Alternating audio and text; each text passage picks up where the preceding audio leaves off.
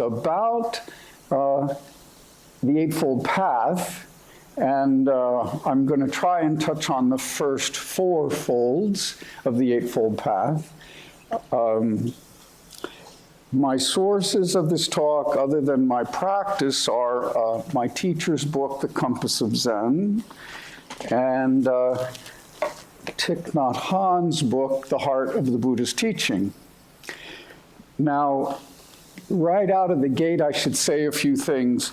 The chapter in my teacher's book on the Eightfold Path is 5 pages long. The chapter on Thich Nhat Hanh, it's 50 pages long. So we only have about 15 minutes. And I want to be able to answer questions. But the other interesting point is my teacher would often say, I don't teach Buddhism. I only teach don't know.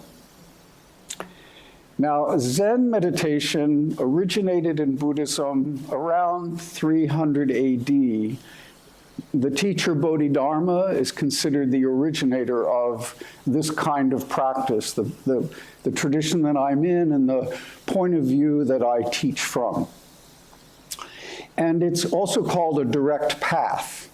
So don't know, that phrase also means the same as direct path, also means the same as true nature, and also means the same as before thinking mind. It's also called primary point. So in the tradition, primary point, before thinking mind, Buddha nature or true nature, only don't know, those are all words pointing to the same thing. And so don't get too confused by that. And also, when teachers teach the Eightfold Path, it's taught in a variety of ways. When I teach it, I memorized it a certain way. I created an acronym to help me track the folds I was talking about. Neither of the 2 teachers I follow use that. So just to give you an idea, and the other thing I like to remind people is I think of a sunflower. The Eightfold Path is like a sunflower, petals on a sunflower. And when you look at the seeds on a sunflower, they make lines from one petal to the next, from another petal to the next, from another petal to the next. Because when you start to look into the Eightfold Path, you start to see, oh, well, this first thing, correct view or right view, that's also right mindfulness. And oh, right mindfulness is actually right meditation. And right meditation, oh, becomes right action. And right action, oh, becomes right speech. So the Eightfold Path, it's 8 things. The Buddha saw how complicated human beings' minds were. And he was teaching human beings to meditate, and they weren't staying with it. And it wasn't helping. So he created a kind of medicine, 8 kinds of medicine for the complications in our minds. So you can utilize the Eightfold Path to kind of support your practice, to support meditation, and then that meditation comes off the cushion and helps your life. So in my tradition, we say this don't know mind, this before thinking mind, is something we discover. It's already something you have, but we all lose track of it because we depend so much on our thinking. And even a talk about the Eightfold Path is thinking, obviously. However, we learn to not attach to thinking, and then wisdom can appear.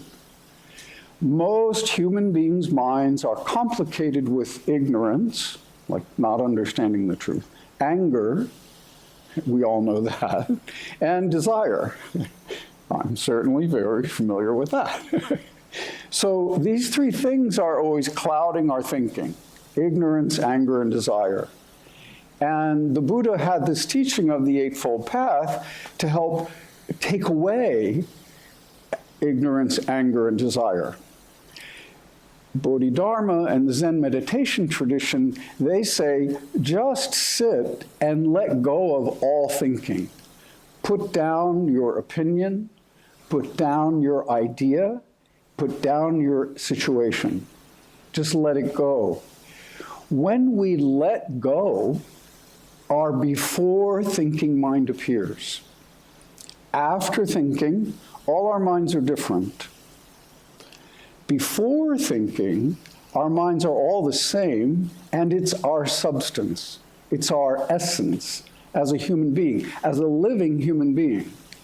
That essence is shared with the tree, the animals, car, also shared with rocks, hills, streams. So this essential nature that's shared is incomprehensible. We can't think about it. And as human beings, we don't like ambiguity. None of us like ambiguity. We're hardwired to dislike ambiguity. And the Buddha and the Zen teachers are asking us to just stay with ambiguousness, stay with not knowing. And we do that by holding a question. So the Eightfold Path, frequently the first thing taught is view. And the correct view, or the efficacious view, or the right view, depending on the translation, those words might show up in front. The right view, the correct view, the efficacious view. From a Zen point of view and from Thich Nhat Hanh's point of view and Zen Master Seung Sahn is no view. The right view is no view. This is pretty easy to understand. If we go into any situation with a preconceived idea of how it's going to go, so preconceived, we have a preconception of what the event is going to be, whether it's a birthday party, a political rally, a job interview, or an argument with a loved one. We go in with a preconceived idea. I'm right and they're wrong, is usually how it goes, or I want my idea to go forward. So that, in Buddhism, we call ignorance. That prevents us from seeing the truth we're in. And suffering arises. We cause suffering initially for ourselves, and instantly are causing suffering for others. Human beings have this before thinking mind, which is nothing but wisdom, compassion, and love. And the way it appears is if we just let go of my opinion, my idea, my view, my situation. As soon as we let go, it no longer blocks what we're seeing. It no longer blocks what we're hearing. Then our thinking becomes clear. And our thinking is non-attached thinking. Before I let go of my opinion, before I let go of my situation, before I let go of my idea, that's attached thinking. My way or the highway kind of expression. But if we let go of that and just pay attention, then wisdom and compassion can appear. I say pay attention. In the tradition, it's also called wake up. It's also called mindfulness. Those three words are all interchangeable. Pay attention, mindfulness, wake up. And inevitably, our thinking comes back in. My feeling comes back in. My anger, my fear, my anxiety, my desire, they come back in. And now I'm not seeing the situation clearly.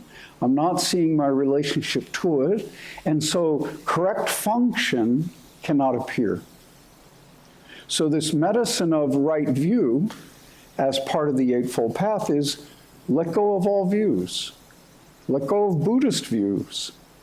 You know, the Dharma Zen Center next door to Dharma Zen Center in LA is a yeshiva, is a a school for Jewish kids. And right around 11 o'clock, they're out of class for about an hour while we're still meditating, and they play basketball in the parking lot. So 25 really rowdy teenage boys are playing basketball and shouting and yelling, screaming. It's really a delight. No, I mean, it really is. I mean, you can really welcome it in, and there's just so much life in the whole thing, right? And this morning, while that was going on, I started to think, instead of paying attention, they have beliefs that they share. And they have maybe an ethnicity in common, or bloodlines in common. And they have a community that shares a lot of values, ideas, and a worldview. And in our Dharma room, we had about 20 people, maybe 5 strangers, the 15 regulars. None of us have the same view. None of us have the same culture. We're a pretty mixed group ethnically. There are Jewish people, there are Christian people, but they've all come to the Zen Center to meditate. And I found this really kind of refreshing.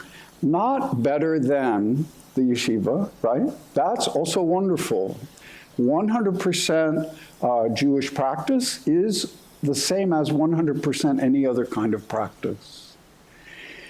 But this kind of practice that you have all done today, meditation, doesn't require anybody to have the same beliefs or the same view.